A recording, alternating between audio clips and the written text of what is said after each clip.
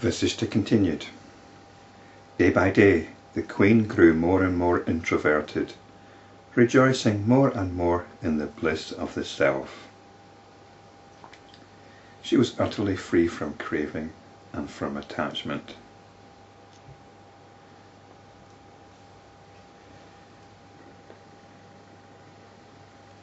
There's this habitual little criticism that comes up that this bliss is somehow selfish, that there's something selfish about being self-fulfilled, selfish, that you should be looking for your fulfillment through others, through acquisition, through contributing. The idea that you can actually find fulfillment within has got a lot of appeal for some, but others find it very threatening. The idea that you might not need to be loved, that you might not need to feel that you should contribute. These things are quite threatening on a social level. But yet, people who are self-fulfilled can actually contribute more because they're not in it for themselves. They're not out to prove anything. They're not out to exploit anybody or anything. So we should be careful about that little voice which criticizes the bliss of the self. Without abandoning anything and without seeking anything, she was natural in her behaviour and spontaneous in her actions. So that the bliss of the self isn't about sitting down with your eyes closed and disappearing into some private realm. You're a fully functioning individual. You don't abandon anything. You're not looking for anything. All her doubts were at rest. And this is the great thing. It's not a fanatical thing. It's not that you have to keep bolstering up some notion which you adhere to. You're living in a state of obviousness. The truth becomes apparent, it becomes obvious. It's not something you need to defend. The truth needs no defence. And the wonderful thing about this is a great sense of relief. You're no longer seeking for the truth. You're no longer trying to make sense of things. Everything is simple, it's apparent. And the huge burden of searching has now been put down.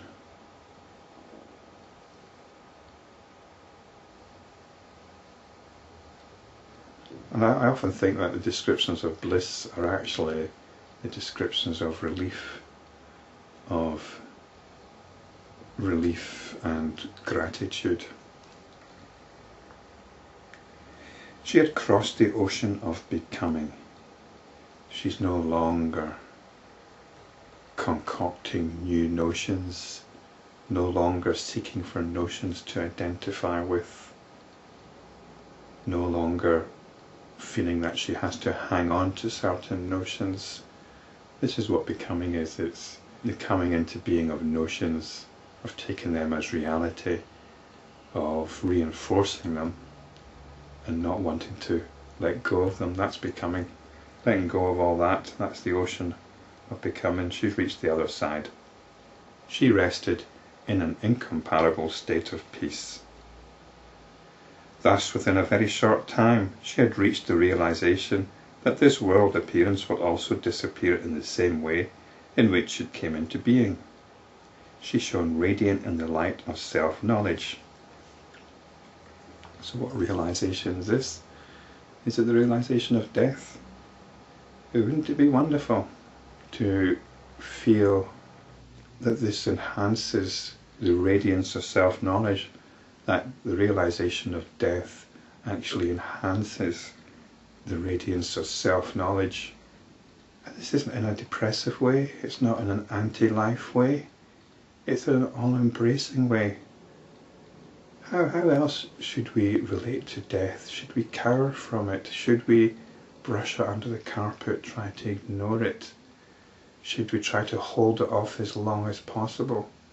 Shouldn't death, which is so all-pervasive, be a positive thing without making it something desirable, but making it something which can fuel the bliss of self-knowledge?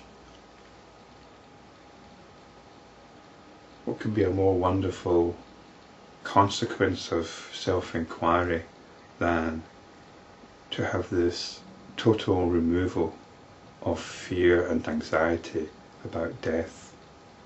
Seeing her thus radiant and peaceful, Shikadvaja, her husband, asked her, "You appear to have regained your youthfulness, and you shine with an extraordinary radiance, my beloved. You are not distracted by anything at all, and you have no craving, yet you are full of bliss. Tell me, is it that you have quaffed the nectar of the gods? Surely you have attained something which is extremely difficult to attain." Chudala replied, "I have abandoned this emptiness which has assumed some sort of a form. I remain rooted in that which is truth, not in the appearance. Hence I am radiant. I have abandoned all these, and I have resorted to something other than these, which is both real and unreal." I suppose we could also say and neither. I know that as it is, hence I am radiant. I delight in the non-enjoyment of pleasures, as if I have enjoyed them. I give way neither to joy nor to anger, hence I am radiant. I experience the greatest joy in remaining established in the reality that shines in my heart. I am not distracted by the royal pleasures, hence I am radiant.